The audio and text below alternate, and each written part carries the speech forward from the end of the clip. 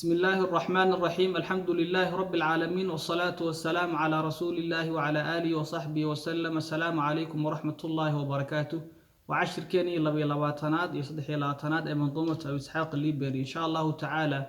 عشر كان أيي نقود ميدون منظومة وقيبتها حقا بين أكتها يكون مانسا مركو أضوين آخرين أمر لباتكن إن شاء الله وين معدين.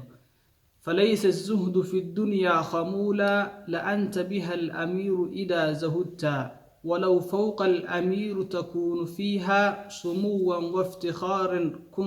كنت أنت، فإن فارقتها وخرجت منها إلى دار السلام فقد سلمت، وإن أكرمتها ونظرت فيها بإجلال فنفسك قد أهنت. جمعت لك النصائح فامتثلها حياتك فهي أفضل ما امتثلت، وطولت العتاب وزدت فيه لأنك في البطالة قد أضلت، ولا يغررك تقصيري وسهوي وخذ بوصيتي لك إن رشدت. وقد أردفته 9 حسانا وكانت قبل ذلك 106، وصل على تمام الرسل ربي وعترته الكريمة ما ذكرت. إن شاء الله تعالى درسينا وحين قادن دونا قيبت ودنبيس منظومة أبي إسحاق الليبري. شيخ يسوى لا دردار ما يويل كيس أبو بكر أيوة حولي. فليس السهد معها سهدك في الدنيا دن خمولا مد قرصون معها سهدك يا إلهي أدوك اسمد الدنيا دن كا قرصون معها. فليس السهد بويري شيخ maaha suhdigani fi dunyaa adduunyadani khamuulan mid qarsoon maaha la-anta adigu bihaa adduunyadan al-amiir waxaad noqon lahayd boqor idaa sahudta haddii aad saahid noqoto oo taladaada ilaahay u dhiibato ilaahay u jeedsato adigu saahid haddaad noqoto adduunkan amiir baad noqon lahayd buuri. walow fawqa haddii uu jiri lahaa al-amiir wax boqorka ka sareeya takuunu fiiha haddii uu jiri lahaa sumuwan xagga sarraynta ah iyo waftikhaaran iyo xagga faanka ah hadduu jiri lahaa kunta anta adiga ayaad noqon lahayd. oo haddii aad saahid noqoto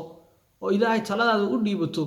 boqorka wax ka sarreeya hadduu jiro adiga ayaad noqon lahayd buu leeyahay sheekh abu isxaaq. walow fawqa al-amiiri hadduu jiro wax boqorka ka sarreeyo takuunu fiiha adiga ayaa ahaan lahaa sumuwan xagga sarraynta magaca iyo waftikhaaran iyo xagga faanka kunta anta adiga ayaa ahaan lahaa.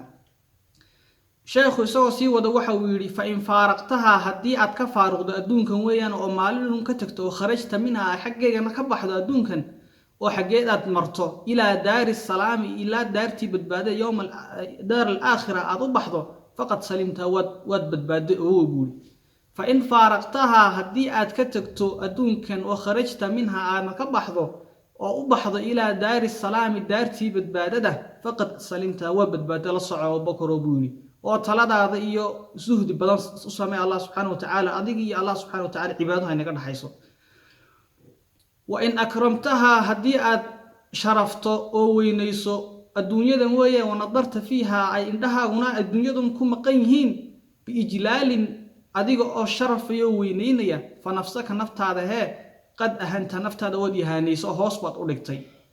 wa in akramtaha buu sheekhu yiri haddii aad ikraam siiso oo martabad gaadhsiiso adduunkan oo nadarta fiiha adduunkan umad eegayso biijlaalin adigoo weynaynaya adduunkan fa nafsaka naftaada qad ahanta naftaadii waad ihaanayso hoos baad u dhigtay. sheekhu isagoo sii wada waxa uu yidhi jamactu abubakaro waxaan kuu soo ururiyey laka adiga annasaa'ixa talooyin baan kuu soo ururiyey famtathilha ka tusaale qaado. jamactu buu sheekhu yidhi waxaan kuu soo ururiyey laka adiga abubakaro annasaa'ixa talooyinkan kuu soo ururiyey famtathilha ka tusaale qaado ku dhaqan xayaatuka inta aad nooshay fahiya iyadaa afdal mamtathalta waxaa ku tusaale qaadatee.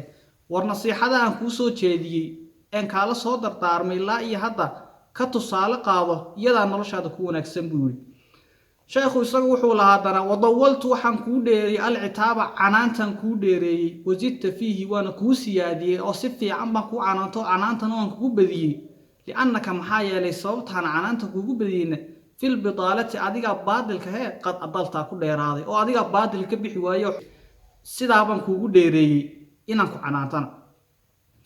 walaa yaqrurka buu sheekhu yidhi walaa yaqrurka inuunan ku khiyaamin inuunan ku degin taqsiirii gaabintayda iyo wasahwiye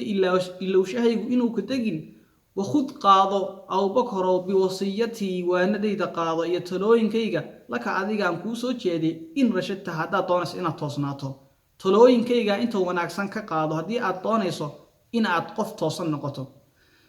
waqad ardaftuhu buu sheekhu yidhi waxaan raaciyey 9 baan raaciyey xisaanan 9 qurqurux badan baan raaciyey oo waa kitaabka weeyaane kitaabku markii hore 106 abyaad buu ahaa markaas 9 ayaan raaciyuu sheekhu leeyahay وكانت waxay ahayd qabla dalika inta ka hor kitaabku wuxuu ahaa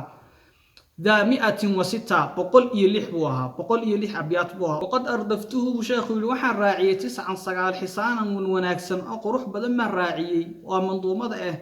وكانت waxay manduumadu qabla dalika inta ka hor ذا 106 waxay ahayd 106 bay ahayd oo 106 marka lagu daro 9ka waxay noqonaysaa 115 inta manduumadu weey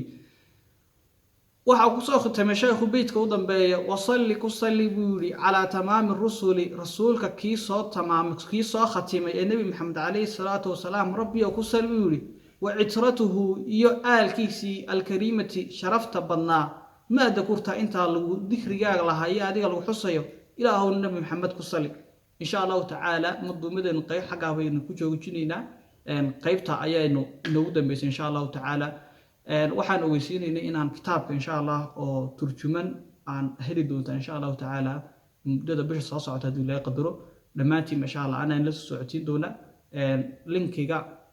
kitaabkan insha Allah meesha aan dhigno waan soo sheegi doonaa hadii la qadaro inta baynu ku joojinaynaa assalamu alaykum wa rahmatullahi wa barakatuh